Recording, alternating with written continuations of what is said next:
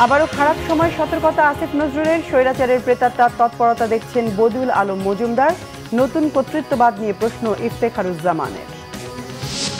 অন্তর্বর্তী সরকারে শেখ হাসিনা ও ১/১১ সুবিধাভোগীরা, বলেছেন মেজর হাফিজ। বাংলাদেশকে অস্থির করতে সাবধান, ভারতকে হুঁশিয়ারি রিজভির। বাংলাদেশ ব্যাংকের সাথে IMF এর দফায় দফায় বৈঠক। আর্থিক খাত সংস্কারে সহায়তা দেবে IFCও, জানিয়েছেন সালেউদ্দিন। সমবায় ব্যাংকের ১২,০০০ ভরি স্বর্ণ উধাও, বহু সম্পত্তি ও বেদখল, জানিয়েছেন উপদেষ্টা হাসান আরিফ। সজীব ওয়াজের জয়কে হত্যা চেষ্টা মামলায় আদালতে আত্মসমর্পণের পর কারাগারে মাহমুদুর রহমান, শিগগিরই জামিন আবেদন।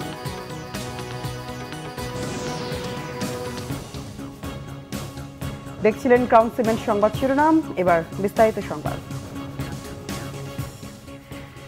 আইন উপদেষ্টা ডক্টর আসিফ নজরুল বলেছেন, মুক্ত সময়ে কথা বলতে পারা চ্যালেঞ্জ নয়, খারাপ সময়ে সোচ্চার থাকাটাই জরুরি। খারাপ সময় আবারও আসতে পারে, তা যেন আরো ঐক্যবদ্ধভাবে প্রতিরোধ করা যায়, এজন্য সতর্ক থাকার পরামর্শ তার। এদিকে এক ধরনের কর্তৃত্ববাদী শাসন ব্যবস্থা থেকে আরেক ধরনের কর্তৃত্ববাদে ধাবিত হওয়ার শঙ্কা টিআইবির নির্বাহী পরিচালক ডক্টর ইফতেখারুজ্জামানের। তাইমুর রশিদের রিপোর্ট। আন্তর্জাতিক তথ্য অধিকার দিবস উপলক্ষে রাজধানীতে আলোচনা সভা করেছে এনজিও বিষয়ক ব্যুরো ও তথ্য অধিকার ফোরাম। স্বচ্ছতা ও জবাবদিহিমূলক সুশাসন প্রতিষ্ঠায় তথ্য অধিকারের গুরুত্ব তুলে ধরেন বক্তারা। টিআইবির নির্বাহী পরিচালক ডক্টর ইফতেখারুজ্জামান বলেন, তথ্য কমিশন সহ সব কমিশনের জনগণের কাছে জবাবদিহিতা নিশ্চিত করতে হবে। কোনোভাবেই দলীয় কাউকে এসব কমিশনে নিয়োগ দেওয়া যাবে না। তথ্য চাইলে হয়রানি বন্ধের উদ্যোগ নেওয়ারও পরামর্শ তার। যারা সিস্টেমের ধারক বাহক, তারা সবকিছু পেগাসাস সফটওয়্যার থেকে শুরু করে যে সিস্টেম এস্টাবলিশ করা হয়েছে সেগুলোকে ধ্বংস করে দেবে, বিনষ্ট করে দেবে, সেই ক্যাপাসিটি পুড়িয়ে ফেলবে, জ্বালিয়ে ফেলবে, এটা কিন্তু ভাবা ঠিক নয়। এইসব ক্ষমতা থেকে যাবে, তখন টার্গেটেড ইউজটা আরও হওয়ার ঝুঁকি রয়ে গেছে। এবং সেখানে আমরা যেটি দেখতে পাচ্ছি, আমরা এক ধরনের কর্তৃত্ববাদের জঞ্জাল থেকে আরেক ধরনের কর্তৃত্ববাদের দিকে ধাবিত হচ্ছে কিনা সেটা নিয়ে কিন্তু আমার শঙ্কা আছে। ইসি সংস্কার কমিশনের প্রধান ডক্টর বদিউল আলম মজুমদার বলেন, বর্তমান বাস্তবতায় তথ্য কমিশনই তথ্য প্রাপ্তির ক্ষেত্রে বড় বাধা। রাজনৈতিক দলগুলোর জবাবদিহিতা নিশ্চিতের পরামর্শ তার। স্বৈরাচারের পতন ঘটেছে, কিন্তু স্বৈরাচারের প্রেতাত্মা এখনো বিরাজমান সর্বত্র। রাজনৈতিক দলগুলো তথ্য অধিকার আইনের অধীনে আসা উচিত কিনা সেটা আমরা গভীরভাবে বিশ্লেষণ করা দরকার এবং গুরুত্বের সাথে বিবেচনা করা দরকার। কারণ রাজনৈতিক দল যদি গণতান্ত্রিক না হয়, স্বচ্ছ না হয়, দায়বদ্ধ না হয়, তাহলে আমরা একটা স্বচ্ছ গণতান্ত্রিক দায়বদ্ধ ওই যে রাষ্ট্রীয় কাঠামো সরকার ব্যবস্থা পাবো, এটা আশা করা দুরাশা। আইন উপদেষ্টা ডক্টর আসিফ নজরুল বলেন, স্বৈরাচারী এরশাদ ৯ বছরে ৩০-৪০ জন মানুষ হত্যা করেছিলেন, আর শেখ হাসিনা মাত্র ২ সপ্তাহেই অন্তত ১,০০০ মানুষ হত্যা করে পরিণত হন অত্যাচারী দানবে। সাইবার সিকিউরিটি আইন সহ গণবিরোধী সব আইন দ্রুত সংস্কারের আশ্বাস দেন তিনি। জানান, সবচেয়ে সোচ্চারভাবে বলতে হবে গণতন্ত্র, ভোটাধিকার ও বিচার বিভাগের স্বাধীনতার কথা। অনেকে এখন মুক্ত পরিবেশে অনেক কিছু বলছেন, I welcome all of them, কিন্তু আমাদের মনে রাখতে হবে দুঃশাসনের সময় সবচেয়ে বেশি কণ্ঠ সোচ্চার করতে হবে। মুক্ত সময় তো সবাই কথা বলতে পারে, এটা তো অত চ্যালেঞ্জ না। এখন আমি যদি সত্যি নিজেকে মানবাধিকার চ্যাম্পিয়ন মনে করি, মানুষকে ভালোবাসি বলি, আমি যদি স্বেচ্ছাসেবী সংগঠন হই, সবচেয়ে খারাপ সময় আমাকে সবচেয়ে সোচ্চার হতে হবে। আমরাও যদি কোনো কিছু খারাপ করি, আবার যদি ভবিষ্যতে কোনো দুঃসময় আসে, তখন সবাইকে আমাদের এই অভিজ্ঞতা থেকে শিখতে হবে যে আমরা এই ১৫ বছরের যেই অকল্পনীয় দুঃশাসনের মধ্যে পড়েছিলাম, সেখানে আমাদের আসলে কালেকটিভ কোনো ব্যর্থতা ছিল কিনা। নতুন বাংলাদেশে নাগরিক সমাজের যথাযথ ভূমিকা প্রত্যাশা করেন সভার আলোচকরা। তাইমুর রশিদ, বাংলা ভিশন, ঢাকা। বিচার বিভাগ, নির্বাচন ব্যবস্থা, পুলিশ, দুর্নীতি দমন কমিশন, সংবিধান ও জনপ্রশাসন সহ ৬টি বিষয়ে গঠিত সংস্কার কমিশন কাজ শুরু করবে ১ অক্টোবর থেকেই। এ বিষয়ে প্রস্তুতি দেখতে সংসদের এমপি হোস্টেল এলাকা পরিদর্শন শেষে সাংবাদিকদের তথ্য জানান আইন সচিব গোলাম রব্বানী। বিচার বিভাগ সংস্কার কমিশন কার্যক্রম শুরু করতে যাচ্ছে ইনশাআল্লাহ 1 তারিখ থেকে। আজকে 29 তারিখ, হাতে আর একদিন সময় আছে। এই একদিনের সময়ের মধ্যে যেন অন্তত ওনারা কার্যক্রমটা সঠিকভাবে শুরু করতে পারে সেই ইনস্ট্রাকশন এবং সেটা দেখার জন্য এবং ইনস্ট্রাকশন দেওয়ার জন্যই আমি এসেছিলাম। বিচার বিভাগ সংস্কার কমিশনের যিনি সাচিবিক দায়িত্ব পালন করবেন তিনি একজন বিচার বিভাগীয় কর্মকর্তাই হবেন, এটা আইন মন্ত্রণালয় থেকে আমরা নির্ধারণ করে দিচ্ছি। আর অন্য যে 5টি সংস্কার কমিশন সেটা নিজ নিজ অ্যারেঞ্জমেন্টে জনপ্রশাসন থেকে ওনারা নির্ধারণ করে দিচ্ছেন। বিএনপির স্থায়ী কমিটির সদস্য মেজর অবসরপ্রাপ্ত হাফিজ উদ্দিন আহমেদ বলেছেন, শেখ হাসিনা ও ১/১১ সরকারের সুবিধাভোগীদের অন্তর্বর্তীকালীন সরকারে স্থান দেয়া ঠিক হয়নি। উপদেষ্টা পরিষদে তারাই থাকবেন যারা জুলাই আগস্ট বিপ্লবকে ধারণ করেন। স্থায়ী কমিটির আরেক সদস্য গয়েশ্বর চন্দ্র রায়ের আশা, রাজনীতিকে বাধাগ্রস্ত না করে সরকার অবাধ সুষ্ঠু নির্বাচনের দিকে দেশকে এগিয়ে নেবে। মিরাজ হোসেন গাজীর রিপোর্ট। রাষ্ট্র বিনির্মাণে মুক্তিযোদ্ধাদের করণীয় শীর্ষক আলোচনার আয়োজন করে জাতীয়তাবাদী মুক্তিযোদ্ধা দল। ঢাকা রিপোর্টার্স ইউনিটি মিলনায়তনে এই সভায় বিএনপির স্থায়ী কমিটির সদস্য মেজর হাফিজ উদ্দিন আহমেদ বলেন, অন্তর্বর্তীকালীন এই সরকার শুধু ছাত্রদের নয়, সবার সরকার। উপদেষ্টা পরিষদের কোনো কোনো সদস্যের বক্তব্য বিপ্লবের চেতনার সাথে মিল নেই বলে মন্তব্য করেন তিনি। সামাজিক পরিচিতির কারণে বা ইউনূস সাহেবের সাথে নৈকট্যের কারণে রাষ্ট্র পরিচালনার দায়িত্ব পেয়েছেন, কিন্তু এদের অনেকেই শেখ হাসিনার সহায়তার তালিকায় ছিলেন। তারা আগের সরকারগুলোকে সাহায্য করেছেন, 1/11 সময়ও করেছেন। এদেরকে কেন আপনি উপদেষ্টা পরিষদে স্থান দিয়েছেন? আর একটু সময় নিয়ে প্রকৃত দেশপ্রেমিকদেরকে নেওয়া উচিত ছিল। একজন শেখ হাসিনার অ্যাম্বাসেডর, গতকালকেও অ্যাম্বাসেডর ছিল, রাষ্ট্রদূত, তাকে ডেকে এনে সরাসরি উপদেষ্টা পরিষদে দেওয়া হয়েছে। সুতরাং আমরা আশা করব এই উপদেষ্টা পরিষদে তারাই থাকবেন যারা আগস্ট বিপ্লবকে ধারণ করেন, যাদের ট্যাগ আছে, যারা রাজপথে নেমেছে। এদিকে জিয়া মঞ্চের 31তম প্রতিষ্ঠাবার্ষিকী উপলক্ষে সংগঠনটির নেতাকর্মীদের সাথে নিয়ে বিএনপির প্রতিষ্ঠাতা জিয়াউর রহমানের সমাধিতে শ্রদ্ধা নিবেদন করেন দলের স্থায়ী কমিটির সদস্য গয়েশ্বর চন্দ্র রায়। পরে সাংবাদিকদের তিনি বলেন, গণতান্ত্রিক ব্যবস্থাকে গতিশীল রাখতে বিএনপির ভারপ্রাপ্ত চেয়ারম্যান তারেক রহমান সহ সকল নেতাকর্মীর মিথ্যা মামলা দ্রুত প্রত্যাহার করতে হবে। বর্তমান সরকারকে সাধারণ মানুষের প্রত্যাশিত ভোটাধিকারের দিকে গুরুত্ব দিতে হবে বলেও মন্তব্য করেন গয়েশ্বর চন্দ্র রায়। সবাইকে বিএনপির পক্ষ থেকে আহ্বান করব যে আমাদের একটা সুষ্ঠু অবাধ নির্বাচনের জন্য আমরা যেন স্বস্বক্ষেত্রে অবদান রাখি। বর্তমান সরকার রাজনৈতিক দলের সরকার না, এটা আন্দোলনের ফসল। তারা সবাই অরাজনৈতিক। আমরা বিশ্বাস করি যে তারা রাজনীতির ব্যাপারে হস্তক্ষেপ না করে রাজনীতিকে সমৃদ্ধ করা এবং গণতন্ত্রের চলার পথকে সুগম করবে, গণতন্ত্রের সূচনার জন্য একটা নির্বাচন দেবে। যে আমি আশা করি কুচক্রী মহল যতই চেষ্টা করুক, জাতির কপালে কলঙ্ক লেপন করার সকল অপচেষ্টা আমরা অত্যন্ত কঠিন হাতে মোকাবেলা করব। আসন্ন দুর্গাপূজা কেন্দ্র করে পালিয়ে যাওয়া আওয়ামী লীগ দেশকে অস্থিতিশীল করতে চাইলে বিএনপি দেশের মানুষকে সাথে নিয়ে তা প্রতিহত করবে বলেও সতর্ক করেন গয়েশ্বর চন্দ্র রায়।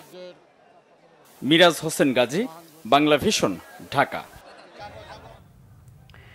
বিএনপি সিনিয়র যুব মহাসচিব রুহুল কবির রিজভী বলেছেন, শেখ হাসিনার কথা শুনে বাংলাদেশকে অস্থিতিশীল করতে চাইলে ভারতের জন্য ভালো হবে না। বাংলাদেশ সিকিমও নয়, ভুটানও নয় বলে তিনি হুঁশিয়ার করে দেন। বলেন, বাংলাদেশ 18 কোটি মানুষের দেশ, এটা ভারতের পলিসি মেকারদের মনে রাখতে হবে। প্রশ্ন রাখেন, নিজেরা গণতান্ত্রিক হয়ে তারা অন্য দেশের গণতন্ত্রকে কিভাবে ধ্বংস করছেন, এটা কেউ মেনে নিতে পারে না। রাজশাহীতে বিএনপির এক সমাবেশে তিনি এসব কথা বলেন।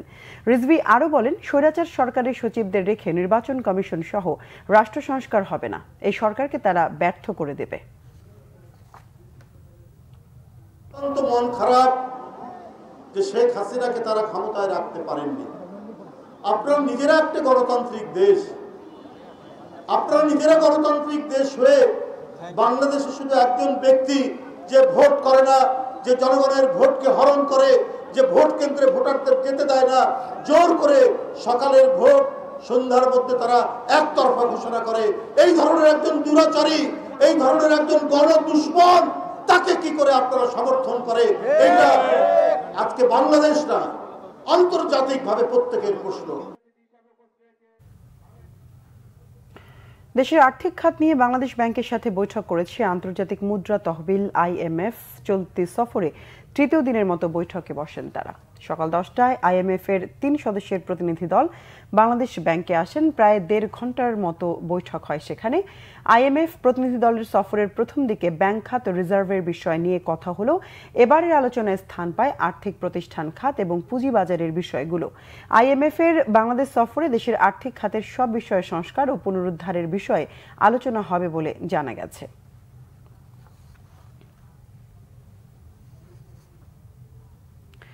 অর্থ বাণিজ্য উপদেষ্টা সালেউদ্দিন আহমেদ জানিয়েছেন, IMF বিশ্বব্যাংকের মতো ইন্টারন্যাশনাল ফাইন্যান্স কর্পোরেশন IFCও বাংলাদেশের অর্থনৈতিক খাতে সংস্কারে আর্থিক ও কারিগরি সহায়তা দেবে। পাশাপাশি NBR ও ব্যাংক সংস্কার এবং জ্বালানি সহ অন্যান্য খাতেও সহায়তার প্রতিশ্রুতি দিয়েছে সংস্থাটি।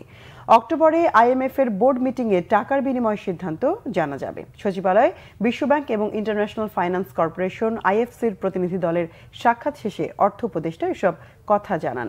বলেন, এছাড়াও বাংলাদেশের বিভিন্ন ইস্যুতে দাতা সংস্থাগুলোর সহযোগিতা অব্যাহত থাকবে।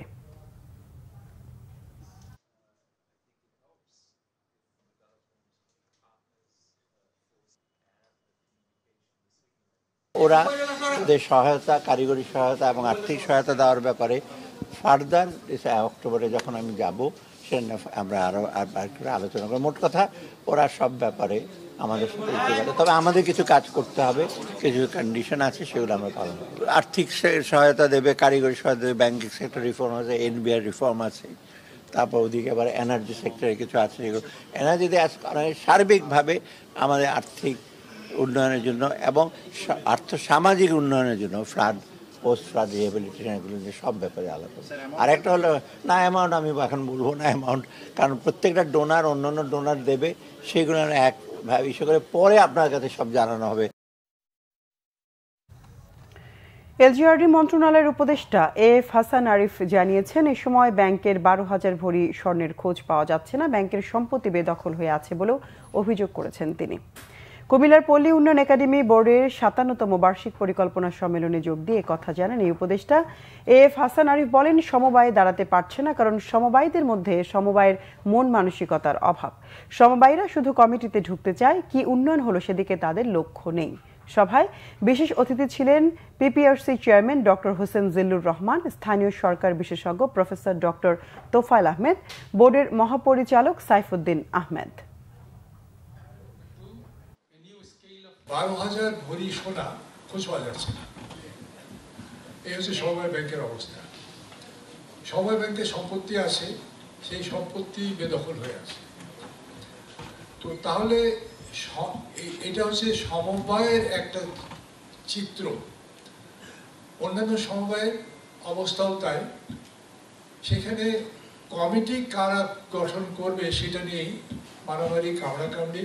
তাহলে তো সমবায়ের যে মূল দর্শন যে আমরা সকলে মিলে কাজটা করব, এখানে তো সকলে মিলে হচ্ছে না। কমিটিতে আমি যাব, এটাই হচ্ছে এখনকার সমবায়। সাবেক প্রধানমন্ত্রী শেখ হাসিনার ছেলে সজীব ওয়াজেদ জয়কে অপহরণ করে হত্যা চেষ্টার অভিযোগে দণ্ড পাওয়া দৈনিক আমার দেশ পত্রিকার সম্পাদক মাহমুদুর রহমানকে কারাগারে পাঠিয়েছে আদালত। রবিবার আত্মসমর্পণ করলে তাকে কারাগারে পাঠানো হয়। আহমেদ সরওয়ারের রিপোর্ট। সাবেক প্রধানমন্ত্রী শেখ হাসিনার পুত্র এবং তার তথ্য প্রযুক্তি বিষয়ক উপদেষ্টা সজীব ওয়াজেদ জয়কে 2011 সালের দিকে অপহরণ করে হত্যার ষড়যন্ত্রের অভিযোগে 2015 সালের 3 আগস্ট পল্টন থানায় একটি মামলা হয়। 2023 সালের 17 আগস্ট ঢাকার অতিরিক্ত chief metropolitan magistrate Asaduzzaman Noor দৈনিক আমার দেশের ভারপ্রাপ্ত সম্পাদক মাহমুদুর রহমান সহ 5 জনকে 7 বছরের কারাদণ্ড দেয়। রবিবার সকালে ঢাকার অতিরিক্ত চিফ মেট্রোপলিটন ম্যাজিস্ট্রেট মাহবুবুল হকের আদালতে আত্মসমর্পণ করেন মাহমুদুর রহমান। আদালত কারাগারে পাঠানোর আদেশ দেয়। আমি মনে করি যে ফ্যাসিবাদের বিরুদ্ধে লড়াই করতে গেলে নিজের মেরুদণ্ড সোজা রাখতে হবে, এবং মেরুদণ্ড সোজা রাখবার জন্য আমি এই সিদ্ধান্ত নিয়েছি যে আইন যেটা আছে বাংলাদেশে, সেই আইন অনুযায়ী আমি কার্ডে সারেন্ডার করব এবং আমি লড়াই অব্যাহত রাখবো, যদিও এই মামলা সর্বৈব মিথ্যা। এই ছবিটায় বিচার বিভাগ স্বৈরাচারের সময় কতটা নিচে গেছে যে দেখা যাচ্ছে সজীব ওয়াজেদ জয়ের পিছনে এই আদালত যিনি রায় দিয়েছেন আসাদুজ্জামান নূর তার পিছনে হাঁটতেছেন। যদি ভিকটিমের পিছনে, বিচার প্রার্থীর পিছনে আদালত হাঁটে, পৃথিবীতে এরকম ঘটনা আর একটা নাই। দ্রুত মহানগর দায়রা আদালতে মাহমুদুর রহমানের জামিন চাওয়া হবে বলে জানান তার আইনজীবী। জনাব মাহমুদুর রহমান, তাকে একবার হত্যা করার চেষ্টা করেছিল, জোর করে দেশ থেকে বের করে দিয়েছে। সেই মাহমুদুর রহমান স্বৈরাচার সরকার পতনের পর বাংলাদেশে আসছেন। আজকে তিনি স্বেচ্ছায় আদালতে এসেছেন। তিনি জেলে যেতে চেয়েছেন, জামিন চান নাই। আমরা আদালতের কাছে তার জামিনের প্রার্থনা করি নাই, তাকে জেলে পাঠাবার কথা বলেছি। আর যেহেতু তিনি মন্ত্রী ছিলেন, তাকে যেন প্রথম শ্রেণীর মর্যাদা দেওয়া হয়। জনাব মাহমুদুর রহমান জেলে গেছেন, উনি আপিল করবেন, তারপর জেল থেকে বেরিয়ে আসবেন, সেটাই আমাদের প্রত্যাশা দ্রুততম সময়ের মধ্যে। এদিকে একই মামলায় জায়জাদিন সম্পাদক শফিক রহমান এবং আরেক আসামি মিজানুর রহমান ভূঁইয়ার সাজা আদালতে আত্মসমর্পণ করে আপিল করার শর্তে 1 বছরের জন্য স্থগিত করা হয়।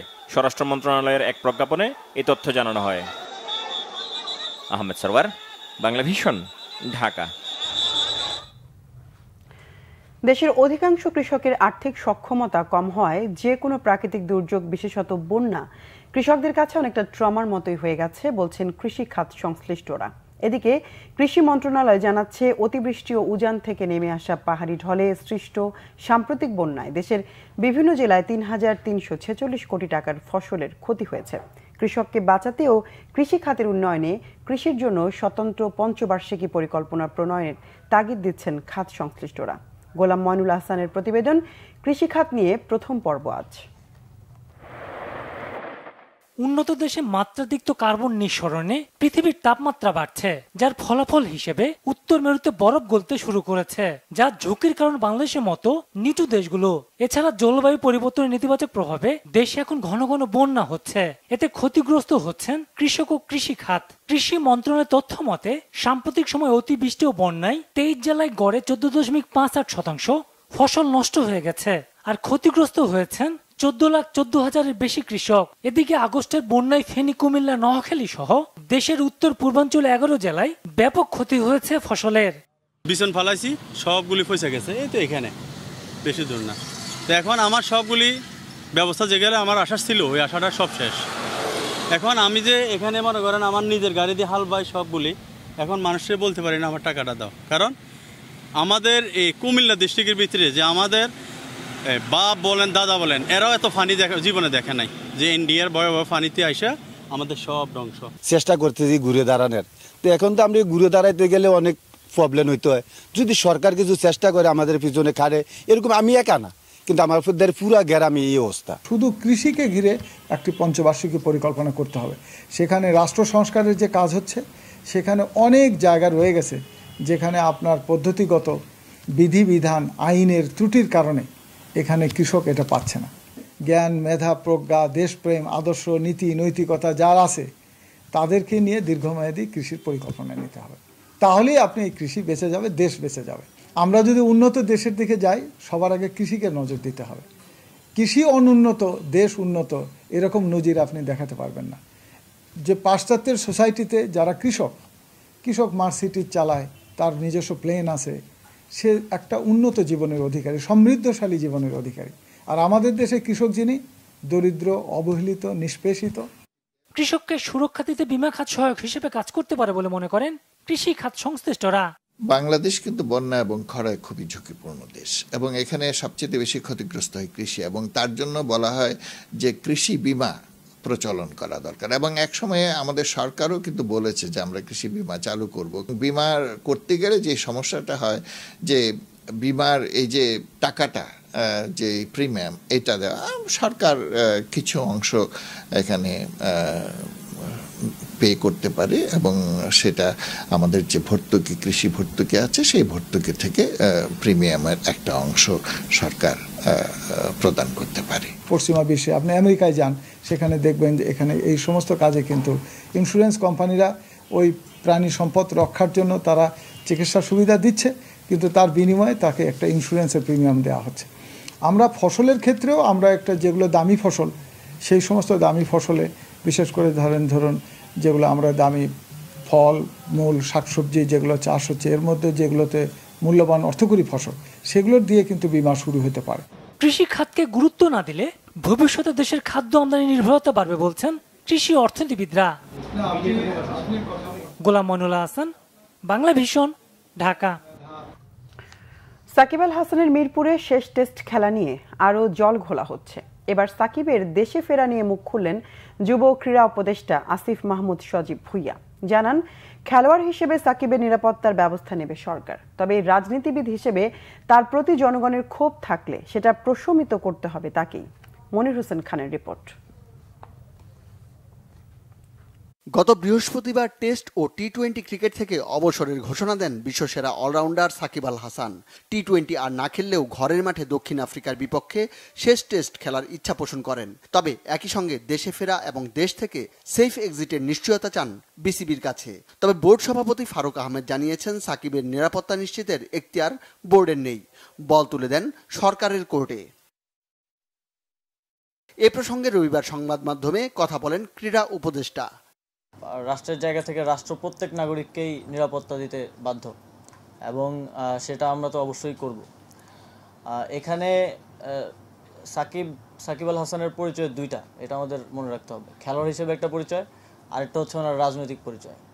খেলোয়াড় হিসেবে আমাদের একজন খেলোয়াড়কে যতটুকু নিরাপত্তা আমাদের দেওয়ার দায়িত্ব সেটা অবশ্যই আমরা দিব। তিনি দেশে আসলে আমরা সেটা দিব এবং তার নামে যে মামলাটা হয়েছে, হত্যা মামলা, সেটার বিষয়ে আমরা ইতিমধ্যেই বলেছি, ইতিমধ্যে আইন মন্ত্রণালয়ও বলেছে যে সংশ্লিষ্টতা না থাকলে প্রাথমিকভাবেই নামটা বাদ দেওয়া হবে। উপদেষ্টা জানান, মাঠের বাইরে ব্যবসায়িক ও রাজনৈতিক কর্মকাণ্ড নিয়ে সাকিব সমালোচিত। মানুষের মাঝেও আছে ক্ষোভ, সেই ক্ষোভ প্রশমনের দায়িত্ব নিতে রাজি নয় সরকার। ওনার রাজনৈতিক পরিচয়ের কারণে জনগণের মধ্যে যদি ক্ষোভ থাকে, তাহলে মনে করেন আমার নিরাপত্তার জন্য কয়জন, 5 জন পুলিশ কনস্টেবল থাকে আর 1 জন গানম্যান থাকে। আমার উপরে যদি দেশের 16 কোটি জনগণের, লেটসে 10 কোটি জনগণের যদি ক্ষোভ থাকে, তাহলে এই 5-6 জন আমাকে কি নিরাপত্তা দিবে? আমারও তো সেক্ষেত্রে নিরাপত্তার সুযোগ নেই। তো সেক্ষেত্রে জনগণের যদি কোথাও ক্ষোভ থাকে, সেটাকে তো আমাকেই রিডিউস করতে হবে আমার কথা দিয়ে। তো আমার মনে হয় যে ওনাকে ওনার জায়গাটা পরিষ্কার করা প্রয়োজন। রাজনৈতিক জায়গা থেকে ওনার যে রাজনৈতিক অবস্থান, সেটা নিয়েও কথা বলা প্রয়োজন। সাকিবের নিরাপত্তা ইস্যুর সমাধান না হলে কানপুর টেস্টই হতে পারে বিশ্বসেরা অলরাউন্ডারের শেষ আন্তর্জাতিক ম্যাচ। মনির হোসেন খান, বাংলা ভিশন, ঢাকা। খাগড়াছড়ি ও রাঙামাটিতে সহিংসতা ও সংঘর্ষের কারণ উদ্ঘাটনে কাজ শুরু করেছে তদন্ত কমিটি। বিকেলে কমিটির সদস্যরা খাগড়াছড়ি জেলা সদর পরিদর্শন করেন, কথা বলেন ক্ষতিগ্রস্ত ও প্রত্যক্ষদর্শীদের সাথে। নিহত 3 জনের স্বজনদের সাথেও সাক্ষাৎ করেন তারা। এর আগে সকালে চট্টগ্রামের অতিরিক্ত বিভাগীয় কমিশনার মোহাম্মদ নুরুল্লাহ নুরির নেতৃত্বে তদন্ত কমিটির 7 সদস্য খাগড়াছড়ির দীঘিনালার লারমা স্কয়ার এলাকা পরিদর্শন করেন। কমিটির প্রধান জানান, ক্ষতিগ্রস্ত, প্রত্যক্ষদর্শী ও সাংবাদিক সহ সবার সাথে কথা বলে সহিংসতার কারণ উদ্ঘাটনের চেষ্টা চলছে। গত 18 সেপ্টেম্বর সকাল 7টার দিকে খাগড়াছড়ি জেলা সদরে ফার্নিচার ব্যবসায়ী মোহাম্মদ মামুনকে মোটরসাইকেল চুরির অভিযোগে পিটিয়ে হত্যা করা হয়। ঘটনার জেরে সহিংসতায় খাগড়াছড়িতে 3 জন ও রাঙামাটিতে 1 জন সহ নিহত হন 4 জন।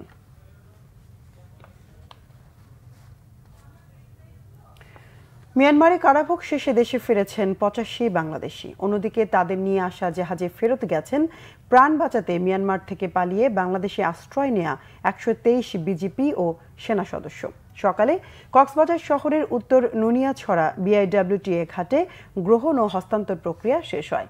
ইয়াঙ্গুনের বাংলাদেশ দূতাবাস থেকে বিষয়টি নিশ্চিত করা হয়েছে। মিয়ানমার নৌবাহিনীর জাহাজে ফিরে আসা বাংলাদেশি নাগরিকরা জানান, সকাল 9টার দিকে বেসরকারি ব্যক্তি মালিকানাধীন জাহাজ করে বিআইডব্লিউটিএ ঘাটে তাদের নিয়ে আসা হয়। এর আধ ঘন্টা আগে মিয়ানমারের সেনা ও বিজিপি সদস্যদের ঘাটে নেওয়া হয়। দুপুরে বিআইডব্লিউটিএ জেটিঘাট থেকে জাহাজে করে তাদের মিয়ানমারে ফেরত পাঠানো হয়। শনিবার মিয়ানমারের সিতবে বন্দর থেকে বাংলাদেশের উদ্দেশ্যে রওনা দেয় নৌবাহিনীর জাহাজ ইউএমএস চিন ডুয়েন। গত 15 মাসে মিয়ানমার থেকে দেশে ফিরেছেন 332 বাংলাদেশি।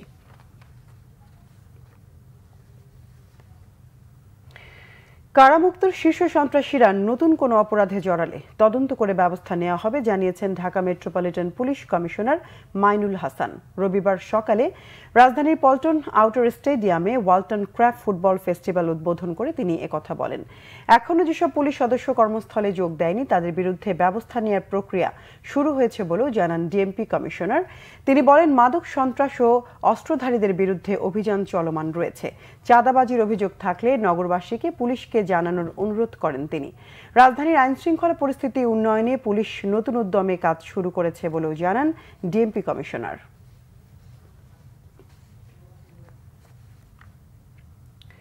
বৈষম্য বিরোধী ছাত্র আন্দোলনে নিহত শাহীন কলেজের মেধাবী ছাত্র শহীদ শাফিক উদ্দিন আহমেদ আহনাফ স্মরণে উদ্বোধন করা হয়েছে শহীদ আহনাফ মেমোরিয়াল। ঢাকার শাহীন কলেজের উদ্বোধন করেন বিমান বাহিনীর প্রধান air chief marshal Hasan Mahmud Khan. উপস্থিত ছিলেন কলেজ পরিচালনা পর্ষদের সভাপতি, বিমান বাহিনীর ঊর্ধ্বতন কর্মকর্তা, শহীদ আহনাফের মা বাবা, ছোট ভাই এবং শিক্ষক ও শিক্ষার্থীরা। বৈষম্য বিরোধী ছাত্র আন্দোলনে 4 আগস্ট গুলিবিদ্ধ হয়ে নিহত হয় বিএফ শাহীন কলেজ ঢাকার একাদশ শ্রেণীর ছাত্র আহনাফ। বিএফ শাহীন কলেজের পক্ষ থেকে শহীদ আহনাফের স্মরণে কলেজ প্রাঙ্গণে একটি মেমোরিয়াল স্থাপন সহ আহনাফের মৃত্যু দিবসকে আহনাফ দিবস হিসেবে কলেজে উদযাপনের ঘোষণা দেওয়া হয়। আহনাফের ছোট ভাইকে বিএফ শাহীন কলেজ ঢাকায় বিনা বেতনে পড়াশোনার সকল দায়িত্ব নেওয়ার সিদ্ধান্ত হয়। এর অংশ হিসেবে তার ছোট ভাইকে 6ষ্ঠ শ্রেণীতে ভর্তি করা হয়। তাদের উপরে আমাদের আস্থা, তাই না? কারণ তারা এমনভাবে তারা শিক্ষিত, এত রেসপেক্টেড পিপল যে তাদেরকে আমরা আজকে এই বয়সকালেও তাদের উপরে আমরা ভরসা রেখেছি। সঠিক, তাই না? তোমাদেরকে আরও এখন ইয়াং হিসেবে তোমাদেরকে নেতৃত্ব নিতে হবে after you are prepare for it. তো আমরা তোমাদের পাশে আছি ইনশাল্লাহ। এয়ারফোর্স শাহীন স্কুলের পাশে আমরা সবসময় ছিলাম এবং থাকবো। আমি একজন বীর যোদ্ধার মা, এটা আমার কাছে অনেকটা গর্বিত। তার সাথে আবার নিজেকে অনেক ভিতরের কষ্টটাকেও অনেক ফিল করি যে আমার বাচ্চাটা নেই। প্রিয় শাহীনকে অনেক অনেক ধন্যবাদ জানাবো এবং আমাদের শ্রদ্ধেয় প্রিন্সিপাল স্যার এবং আমাদের যে মাননীয় বিমান বাহিনীর প্রধান, ওনাকে অনেক অনেক ধন্যবাদ আমাদের জন্য এত কিছু করার জন্য, আমার ছেলেকে এতটা সম্মান দেওয়ার জন্য। কুষ্টিয়ার খোকসায় মাইক্রোবাস চাপায় মাদ্রাসার 4 শিক্ষার্থী নিহত হয়েছে। সকাল 7টার দিকে খোকসা উপজেলার শিমুলিয়া কুঠিপাড়া এলাকার কুষ্টিয়া রাজবাড়ী আঞ্চলিক মহাসড়কে এই দুর্ঘটনাটি ঘটে।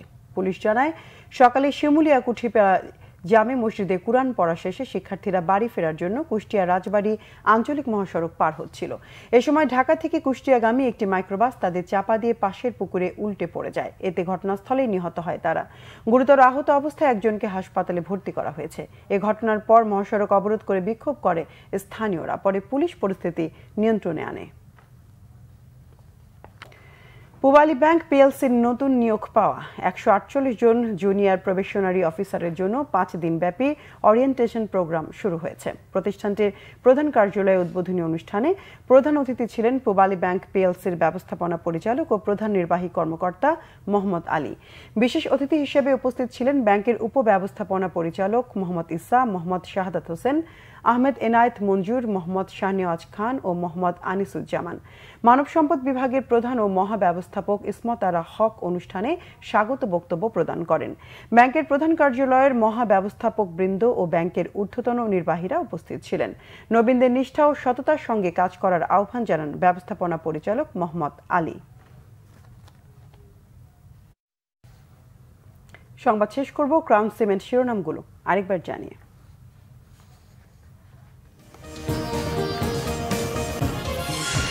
আবারও খারাপ সময় সতর্কতা আসিফ নজরুলের। স্বৈরাচারের প্রেতাত্মারা তৎপরতা দেখছেন বৈদুল আলম মজুমদার। নতুন কর্তৃত্ববাদ নিয়ে প্রশ্ন ইফতেখারুজ্জামানের। অন্তর্বর্তী সরকারে শেখ হাসিনা ও 1/11 সুবিধাভোগীরা, বলেছেন মেজর হাফিজ। বাংলাদেশকে অস্থির করতে সাবধান, ভারতকে হুঁশিয়ারি রিজভির। বাংলাদেশ ব্যাংকের সাথে আইএমএফ এর দফায় দফায় বৈঠক, আর্থিক খাত সংস্কারে সহায়তা দেবে আইএফসিও, জানিয়েছেন সালেউদ্দিন। সমবায় ব্যাংকের 12,000 ভরি স্বর্ণ উধাও, বহু সম্পত্তি ও বেদখল, জানিয়েছেন উপদেষ্টা হাসান আরিফ। সজীব ওয়াজেদ জয়কে হত্যা চেষ্টা মামলায় আদালতে আত্মসমর্পণের পর কারাগারে মাহমুদুর রহমান, শিগগিরই জামিন আবেদন।